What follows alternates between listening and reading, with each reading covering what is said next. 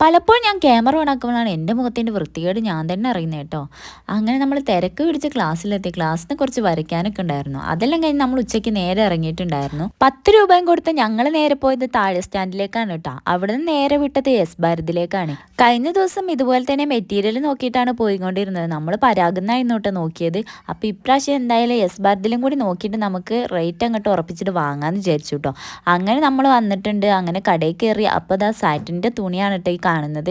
അപ്പോൾ എനിക്ക് റെഡ് വേണമെന്ന് ഭയങ്കര നിർബന്ധമായിരുന്നു കേട്ടോ. ഫസ്റ്റ് കണ്ട ഈ ഒരു റെഡ് തന്നെയാണ് കേട്ടോ ഞാൻ സെലക്ട് ചെയ്തത്. അപ്പോൾ നമ്മൾ 5 മീറ്ററാണ് തുണി മുറിച്ച് വാങ്ങിയിട്ടുണ്ടായിരുന്നത്. പിന്നെ ഇതിന് ലൈനിങ്ങും കൂടി വാങ്ങിയിട്ടുണ്ടായിരുന്നു കേട്ടോ. അത് കഴിഞ്ഞ് പിന്നെ കസിനൊരു സാരി നോക്കാമെന്ന് വിചാരിച്ച് ഞങ്ങൾ മേലെ പോയിട്ടുണ്ടായിരുന്നു. മേലെ ഫുള്ളും എന്ത് ഭംഗിയിലാണ് സാരി അടുക്കി പെറുക്കി വൃത്തിയാക്കി വെച്ചിട്ടുണ്ട് കേട്ടോ.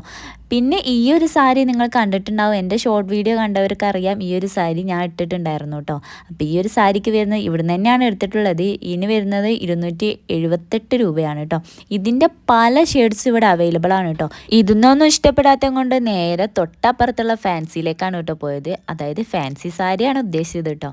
ഫാൻസി സാരിയിലാണെങ്കിൽ കുറേ കല്ലും മുത്തും ഒക്കെ പിടിപ്പിച്ചത് തന്നെയായിരുന്നു ഉണ്ടായിരുന്നത്. പിന്നെ റേറ്റും കൂടുതലായിരുന്നു. നമുക്ക് വേണ്ടത് ഇങ്ങനത്തെ ഒന്നും അല്ലായിരുന്നു കേട്ടോ. പിന്നെ അവിടെയുള്ള എന്തായാലും വന്നില്ലെന്ന് ചോദിച്ചാൽ അവിടെയുള്ള എല്ലാ സാരി ഒന്ന് തൊട്ട് തലോടിയിട്ടാട്ടോ ഞാൻ വന്നിട്ടുണ്ടായിരുന്നത്. കയറി വരുമ്പോൾ നമ്മളെക്കാളും വൃത്തിയിലാണ് ഈ ഡമ്മികളൊക്കെ നല്ല സാരി എടുത്ത് നിൽക്കുന്നുണ്ടായിരുന്നു കേട്ടോ. പിന്നെ നമ്മൾ അതെല്ലാം വാങ്ങി ഇറങ്ങിയിട്ടുണ്ട്. അത് കഴിഞ്ഞ് വീണ്ടും സാരി നോക്കാൻ വേറെ കടയിൽ കയറി. പിന്നെ അവസാനം അടുത്തു. പിന്നെ ചായ ഒരു ബോണ്ടയും കഴിച്ചു. പിന്നെ അതുപോലെ നേരെ വീട്ടിലേക്ക് എത്തി. അപ്പം ഇന്നത്തെ വീഡിയോ ഇത്രയുള്ളൂ. ബാ.